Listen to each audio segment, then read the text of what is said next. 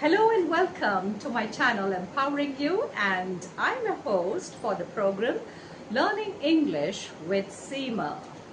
As you know that every day I'm bringing in snippets of wisdom to help you with your English communication skills.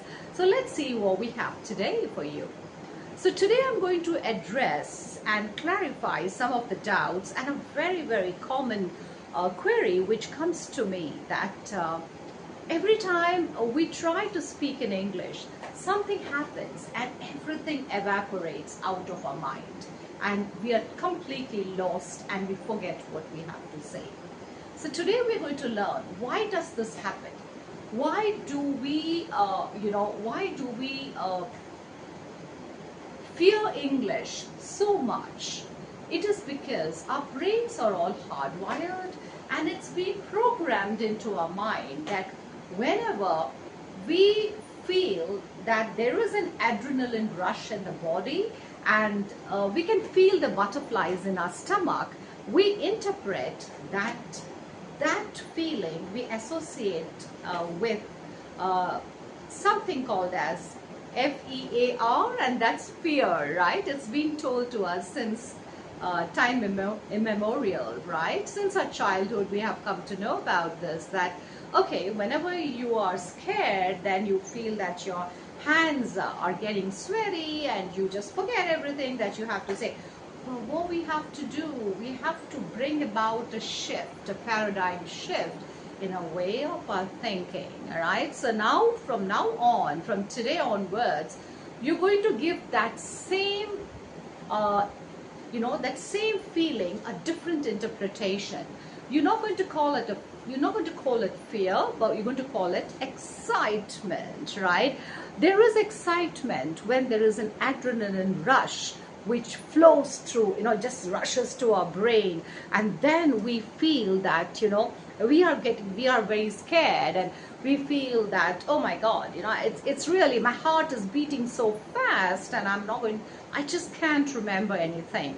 But once I say, well, I guess this is not fear, we give it a positive shift, and we say this is excitement. And you would be surprised that same adrenaline rush which was creating that negativity and making you forget, that will make you perform, right? Because you're programmed your brain as excitement. The cue, you can understand, words have so much of power. When you change that connotation from negative to positive and you call it that, well, it's not fear but it's excitement, and that feels, and you say, oh wow, and this is an opportunity which I've got to speak in front of others, I have got to, I would like to do my best, and you will see that words are auto-populating, in a rush out of your mind. Instead of stopping you, it lets you go, right? And it makes you move forward. Now,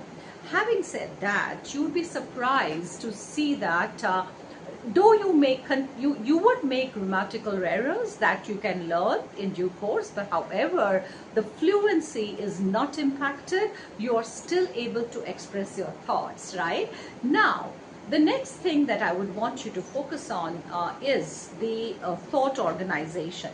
Whenever we do not organize our thoughts, right? For everything, you need to be organized. If you're not organized, we generally forget, right? We forget a lot of things. Supposing we do not, before we go out, we don't check what we have, whether the contents in our bag has got everything that I need to, I need for the day, to face the day comfortably. And so we always we organize. The moment we are disorganized, we have really not laid down a GPRS of how and what is going to go into the content, so that our speech delivery is not impacted in any way. So once I know that there is going to be cohesiveness, that is, I know that first paragraph, second, third, fourth, what I'm going to start with, what I'm going to finish with, so that there is a lasting impact, right? And I connect with my audience.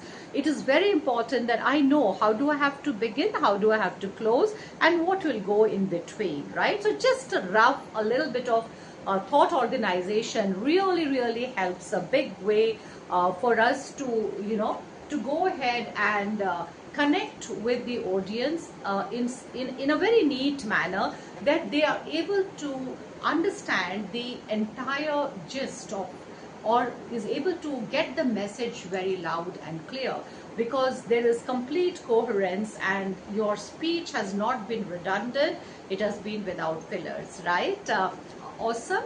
The next thing that I would definitely like to bring across is that learning English does not happen with just reading or listening to training, or it happens with practice.